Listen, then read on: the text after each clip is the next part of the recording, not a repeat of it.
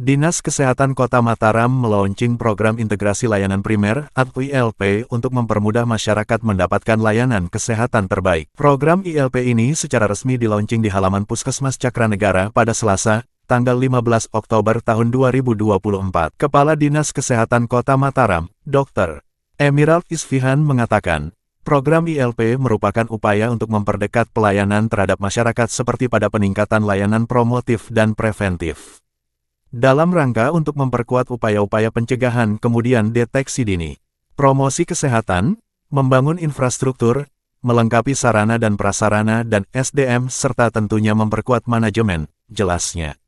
Lebih lanjut Isfihan menjelaskan, bahwa program ILP cukup berbeda dengan pelayanan yang dilakukan sebelumnya. Saat ini akan berfokus pada bagaimana desain layanan bisa dipusatkan kepada kelompok sasaran atau people center.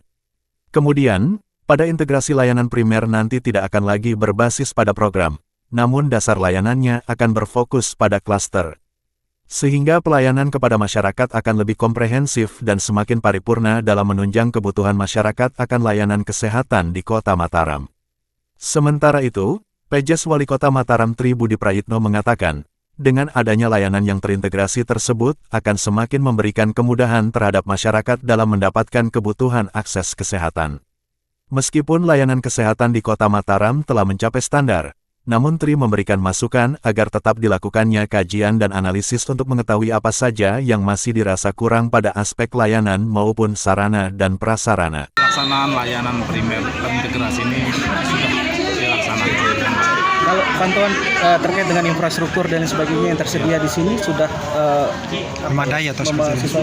Terima kasih. Tadi secara detail saya bertanya di setiap ruangan, baik kepada koordinator ruangan maupun nakes yang ada, dan tentunya saya juga sudah lihat pandangan matanya Pak Kadikes, Kapus, tidak ada rekayasa, mereka mengatakan sudah memadai.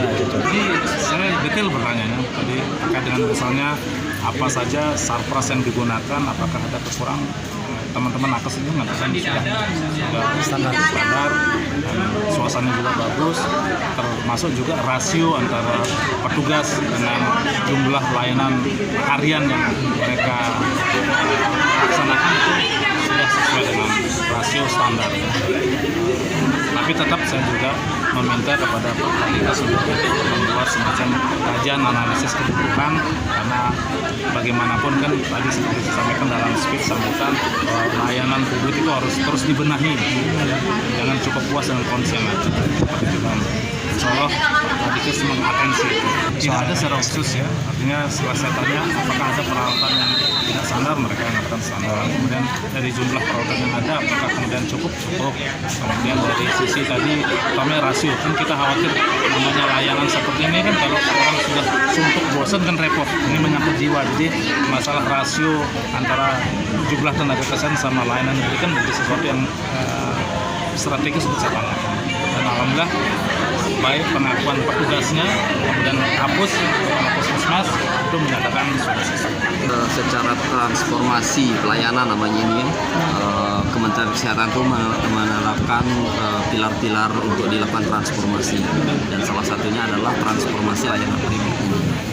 Memang kalau kita lihat pelayanan di pelayanan dasar selama ini di puskesmas itu kan sudah berjalan, cuman ternyata di dalam kajian itu perlu ada sesuatu yang untuk mengintegrasikan semuanya supaya mencakup seluruh siklus kehidupan. Itulah intinya di saat sekarang ini. Jadi klaster-klaster yang dibangun ini adalah mencakup seluruh siklus kehidupan, mulai dari balita, kemudian dewasa, sampai dengan lansianya. Dan ini harus connect antara puskesmas pembantu, sampai dengan posyandu. Download Tribun X sekarang, menghadirkan lokal menjadi Indonesia.